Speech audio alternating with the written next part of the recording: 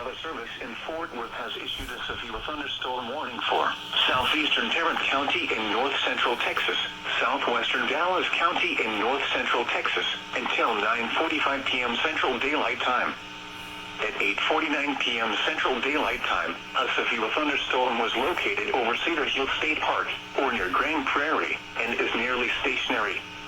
Hazard, 60 miles per hour wind gusts and quarter-size hail. Source, radar indicated. Impact, hail damage to vehicles is expected. Expect wind damage to roofs, siding, and trees. Locations impacted include Dallas, Arlington, Grand Prairie, Mansfield, DeSoto, Cedar Hill, Duncanville, Lancaster, Glen Heights, Cockrell Hill, Ovilla, and Cedar Hill State Park. This includes the following highways: Interstate 35E between mile markers 412 and 425. Interstate 20 between mile markers 450 and 469.